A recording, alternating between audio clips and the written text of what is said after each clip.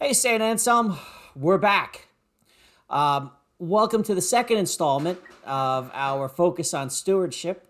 Like our inaugural episode, we talked to a member of our parish community who volunteers his or her time in some capacity to serve the church, an organization, fellow members, the community, the greater good. It's always something positive. Though the subjects may disagree with this sentiment, I say let's keep the spotlight shining brightly on these people, our fellow parishioners. So tonight's guest is Elizabeth Domigan from the Creation Care Team. Welcome, Elizabeth.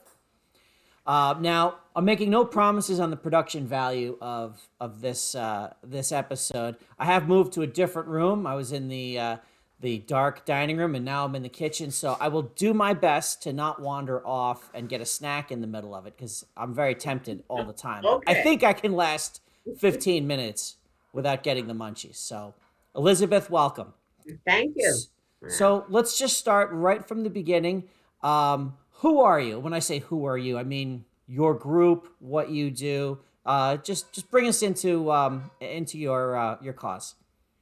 Well, the Creation Care Team is a small group, which is actually a subgroup of the Social Justice Committee of St. Anselm's. And we're a part of the Catholic Climate Covenant, that is a group of about 300 groups across the states and maybe even the world, for all I know. Probably. That is working on the issues of climate. All right, excellent. And you're a subgroup of the Human Concerns and Social Justice Committee. Correct. Okay, so what's your mission? Well, it's interesting because the Human Concerns and Social Justice Committee actually has two missions. One of them deals directly with direct services to people in need, and that's the human concerns. And probably a lot of the parishioners know about human concerns because it provides services such as the diaper drives and food collection and the giving tree and school supplies for kids. And it also provides the dinner at the center in August for those who live there. And the second half of the human concern social justice is indeed social justice. And probably a lot of people don't realize that the mission of social justice is really to identify, publicize, and educate the parish on current social justice issues. So it really is to look at what those social justice issues are and to try to delve into solutions for them. So it's not an immediate thing, it's more a long term process of trying to look at the social justice issues and see what causes them and what we can do to help ameliorate or resolve them.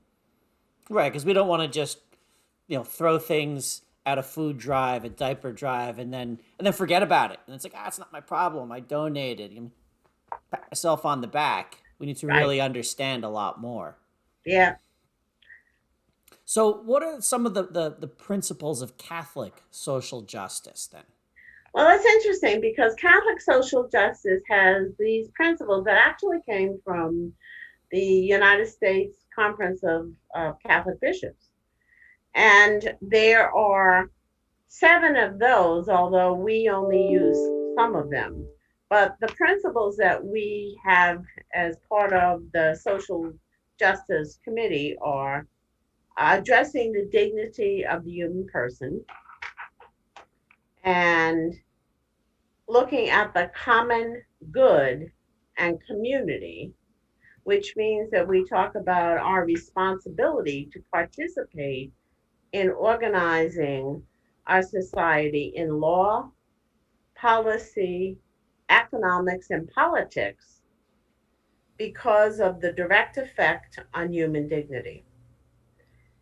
And third, we talk about rights and responsibilities. Our rights, we have rights, but we also have responsibilities to participate in politics and, and the concerns and commitment to the good of the community.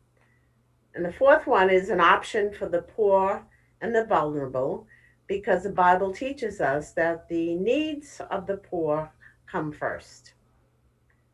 And the next one is stewardship for God's creation, which is obviously the principle that we are working mostly off of in terms of our concern for climate. And the last one is promotion of peace. And the whole idea of that is that without looking at peace, you can't address the totality of social justice. That's a good point. I mean, we all wish for peace. We all want peace, but we really got to work for it. We really got to address everybody. There's no those people. I mean, it's all of us. So it's Yeah, it's and it's and really my good. understanding is that actually St. Anselm's was founded as a church on these principles.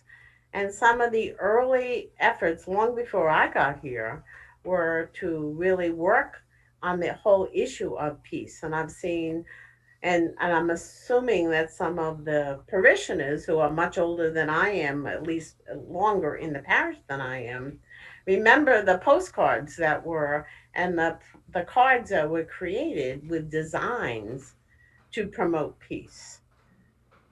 And so this is an extension of that original mission to continue that work. So, what prompted you to create the creation care team as a part of the social justice committee at St. Anselm's? What was the motivation for this? Right. Well, again, where I'm part of the Social Justice Human Concerns Committee. We go to our meetings. We make decisions every year about what kinds of programs we will do. And lo and behold, in August of 2018, there was an article in the New York Times that alerted us that 30 years ago, we could have saved the earth. And I'm like, whoa.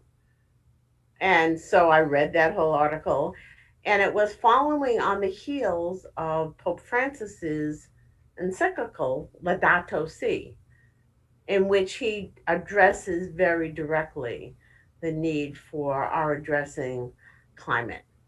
So Marcia Mazurka and I joined together and said we got to do something about this, and we both had real concerns, not just for the earth, but we have kids. I have grandkids who were seven at the time, 7 and 10, and she had a daughter, and we're saying can't grow up in a world that's going to disappear from them because of our adult lack of attention to what we need to be doing for the earth.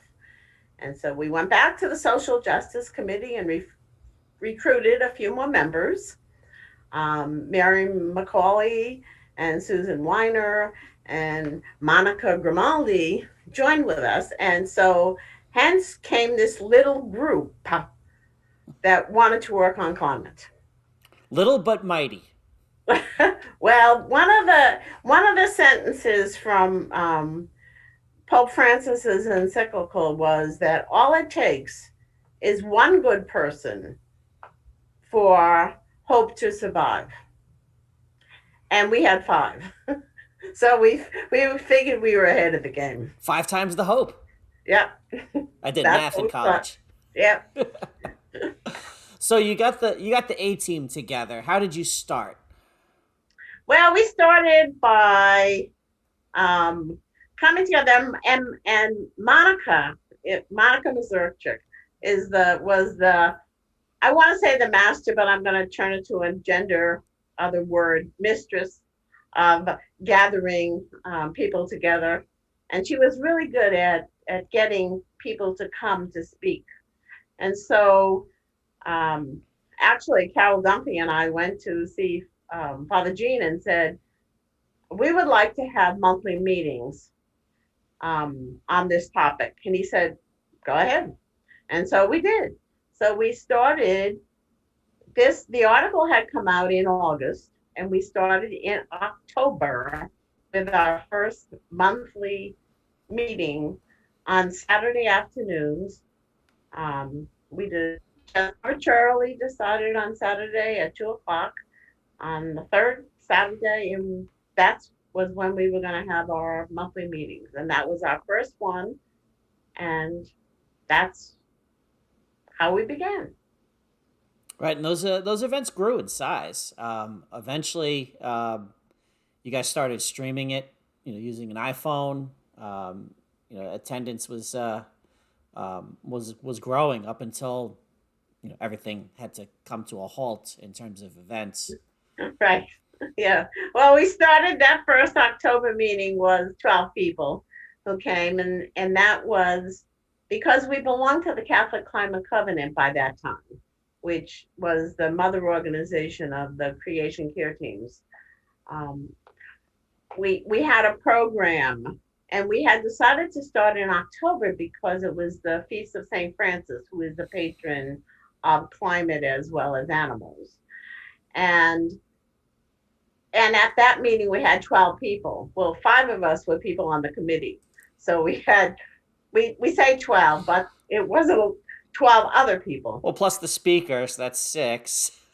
Well, the speaker was a video. Oh, okay. So and we used their video, and we played Catherine Hayhoe, who was a dynamic speaker.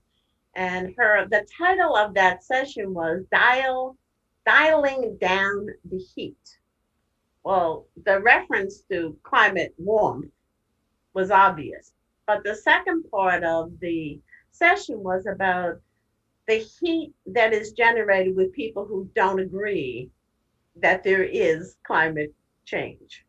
Oh, yeah, just say something on Facebook and then watch. Right. So the second part of the whole conversation is, how do you talk to people? How do you talk to people with respect who disagree with what you're saying? So it was an awareness for us that we, not only had to talk about climate change, warmth, but we had to do it respectfully and listen to people, and not just hear them, but listen to them for what it is that was contentious, that what we disagreed about in terms of that. That was our very first session. And we went, from there, as you said, that we had 12 people there. We ended up, after another 12 sessions over the course of the next year and a half. And we had attendance someplace between 22 and 35 people. And you were there, so you started to join us in recording it so we could actually stream them. So we even have more people who are tuned into the streaming than actually were in the room with us. Yeah, we did. We had a number of people online that would check in, or some would stay for the whole time, which is good. And I'm waiting for us to get back together again, because now we have our streaming feed under ourselves, and we can Right. we can properly create a library of these videos. I mean, some of them from the beginning are on YouTube, some are not because we couldn't quite save, but you can dig through Facebook. But when we all get back together, it's going to be, at least from a technical perspective, a little bit better in terms of building up your resources so that you can just easily refer back to someone new who joins, or someone new who just wants to engage in the topic. I remember, allow me to hijack the conversation for a minute.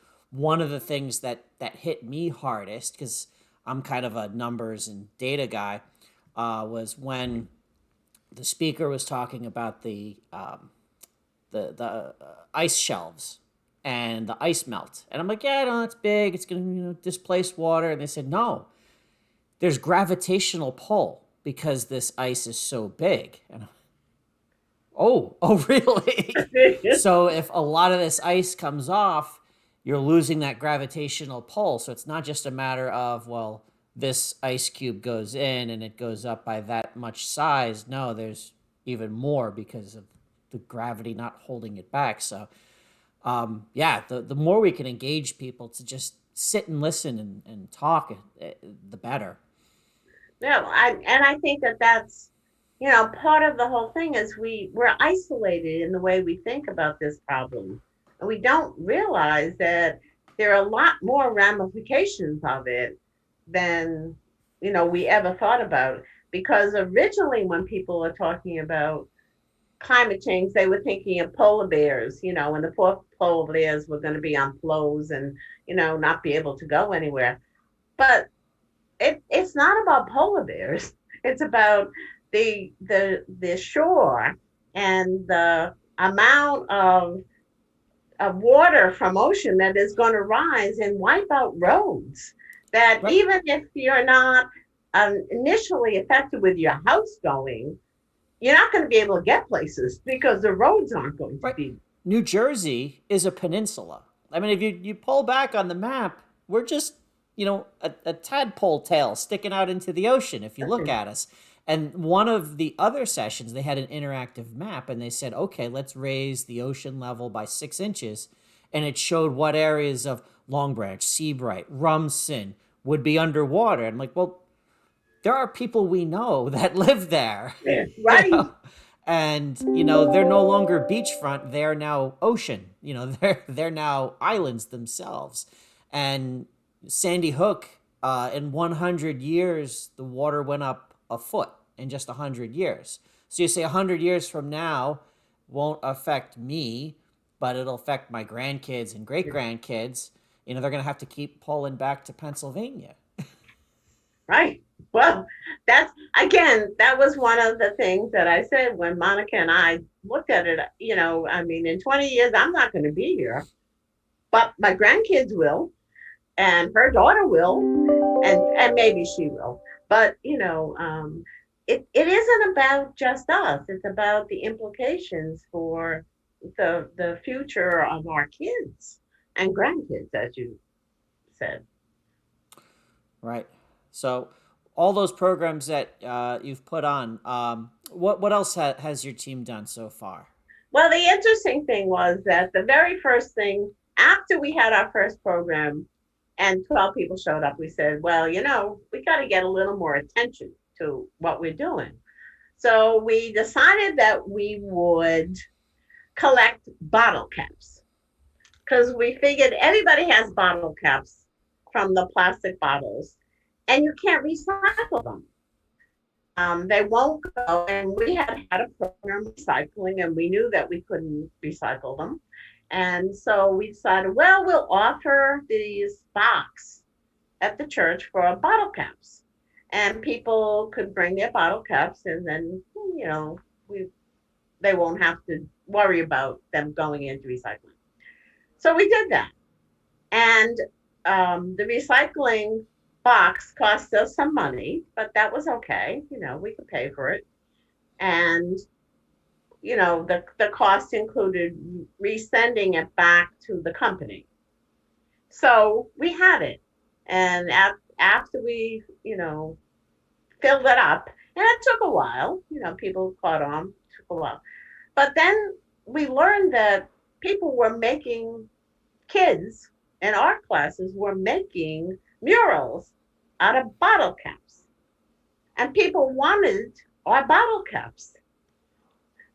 Uh, the youth program at our own church wanted to do that. So we emptied the box into a bag and gave it to Fran. Then someone from the middle school in Ocean called me up and said, can we have your bottle caps? And we emptied another bottle and they came and they picked it up. And then we sent another shipment to the girls at the Sisters Academy. Um, and they made murals out of all this. Now, who knew? We were just collecting bottle caps, and all of a sudden it turned into art. And then finally, someone was in contact with us who ran programs, some summer programs and year programs for art. And all of our bottle caps he wanted. And so all of our bottle caps went there, and we never had to get another box. We never had to pay for another box to collect bottle caps. And and then COVID came, and and we don't know what we'll do after that. But in the meantime, the bottle caps turned into art, Well, that's good. I which mean, was not only did it not go to the landfill or clog up the recycling machines, it actually became something positive. right, absolutely. And so that was one attention getter. And then the second attention getter was we said that one of the things we learned, because all of us were learning as we were going with this, was how critical trees were to collecting the carbon from the air and providing oxygen for us. And of course, there's all kinds of controversies over um, cutting down trees. So our mission kind of was to build up the supply of trees. And so we um, had a drive to collect money, $1 to would plant a tree. And we collected over about $125 with that drive to plant trees, as well as being able to give anyone in the parish who wanted to plant their own tree a free tree. So we had another 20, 15 trees that we were able to hand out, saplings that we were able to hand out to people um, to plant trees. And the thing that was really interesting is the reasons why we plant trees. And we put that little blurb in the bulletin. And it's interesting because, again, remember, we were trying to get attention from the parishioners about the work we were doing. And so the reasons for planting trees was on average size, one average size tree can produce enough oxygen to keep a family of four breathing for 1 year. A house surrounded by trees sells for 18 to 25% higher than the one with no trees. Air conditioning costs can be reduced by planting trees in the right places around a building. Right, for shade. Yep. Trees make people feel good. And when we're surrounded by trees, lower heart rates and reduce stress. Indigenous trees are hardier and require less work, and every tree planted generates oxygen and reduces carbon dioxide. So even though we were doing it to get people to pay attention to, we were doing climate work, these are really good reasons to plant trees wherever and to plant your own tree. Yeah, it's. I think it's a good. It's a good way to reach additional people who otherwise might not have listened. They Right. hear, oh, my house could sell for more. I can save on air conditioning. Whatever gets them in the door. That's right. Right.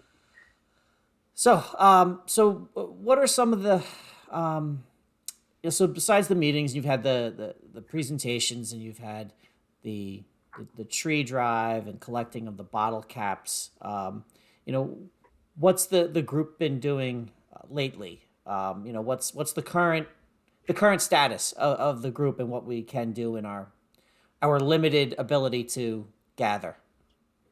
Well, again, it took us a while once COVID came upon us because the very last program that we were going to have in March was canceled. And it took us a while to regroup. But finally, by the summer, we started to meet again and decided that, as everybody else is using Zoom or other platforms, to be able to communicate, maybe we should try to find some videos that would get the message across to people about climate. So that's kind of what we've been doing. And so we started to post with your assistance on Facebook and on our own site on the webpage of St. Anselm's videos that talk about climate. Um, a year ago, even before climate, we had posted on the Facebook some suggestions for what to do during Lent if you're climate conscious.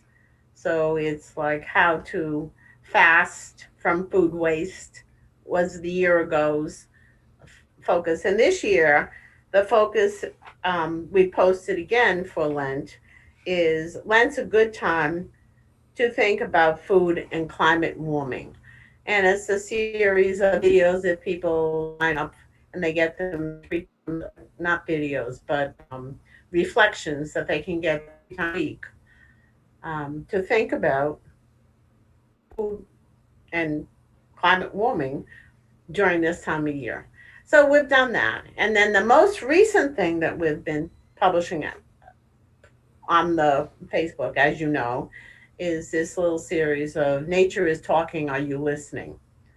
And they're very short videos that you can listen to kind of be reacquainted with these beauties of nature.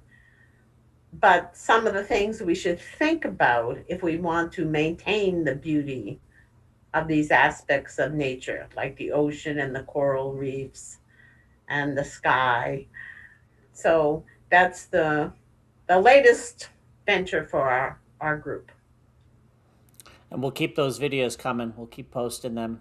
We're Until posting them, yeah, every week until because our ultimate goal is to do a bigger celebration for Earth Day, which is April 22nd. right, Um, kind of missed it last year. At least we the did, celebration of it. I mean, Earth Day still happened, but we right. all were a bit Well, last year, preoccupied. right, and last year was the 50th anniversary. It was the 50th anniversary of Earth Day, and it was the fifth anniversary of Laudato Si. And because of COVID, we didn't have celebrations. So this year, we're hoping to have a celebration, more of a celebration. Um, and so we don't know what that will look like because who knows what April will look like with COVID, but that's our goal. We'll do something. We'll see what we can do. You know, Right. we have technology to get around any restrictions, so we'll try our best. Um, so we're running a little short on time before Zoom boots us. So um, let's quickly run through some of your suggestions on what people can do to take action to address climate change. You know, what can Right. average Joe? What can I do Well, other than throwing my cans and bottles in the recycling bin and feeling all proud of myself? What else is there? well, and that's the recycling aspect. But part of the whole what they call the 5 R's of alternate green alternatives to that is not just to recycle those things that we can truly recycle, but knowing that 9% of plastic is all that's truly recycled. So, one of the things is to refuse things that you don't have to have, to reduce what you get, to reuse instead of throwing out, to repair again instead of getting rid of, to rot. Now that's an interesting word, but it really means to compost, to think about composting more. One of the programs we had during that whole thing was about composting. And so it's to think differently about that. And then finally, to recycle. So there are things we can do. And then a couple of months ago, I think I posted on one of the on the Facebook about other Catholics can do. And there are a few things. Them is we can pray, which obviously we do, but it's about, real prayer for solutions and for the support of legislators to truly do the right thing, and to pray for those who are seriously impacted by um, climate. The thing is to talk to other people about climate change. It's interesting. For about a year ago, there was very little talk about climate change. Now you can't almost pick up a newspaper without seeing something about climate change. There are so many more initiatives, so it's much more positive, but people really need to talk about it. And these are all suggestions for Catholics that I'm reading from the Catholic bishops, and to gather with others and share your concerns. And one is you can join a creation care team. So if other people would like to join us when we online and pay and listen to some of the things we're producing, or when we finally come back together to join us, that would be wonderful. And then it says do something and stick with it. We all do something, but we don't necessarily stick with it. So whatever you choose to do, choose something that will reduce your carbon footprint, drive less, walk more, really pay attention to recycling, stick with it. That's a tough one personally because I try, and I've got my reusable water bottle here. Put it in the dishwasher, keep it clean. But on the go, on the run, I am guilty sometimes of this. But I will refill it. I will refill it over and over and over again and put it in the fridge until the point where I'm starting to be curious about mold. But it's tough. We need, I need to be able to refill this so that I don't have to buy this. And not everywhere you go you can. And not every cup holder in the car will hold this. Right. Right. But like you said, Yeah, you got to do something. You got to stick with it, that's right. and that's a struggle for all of us. Yeah.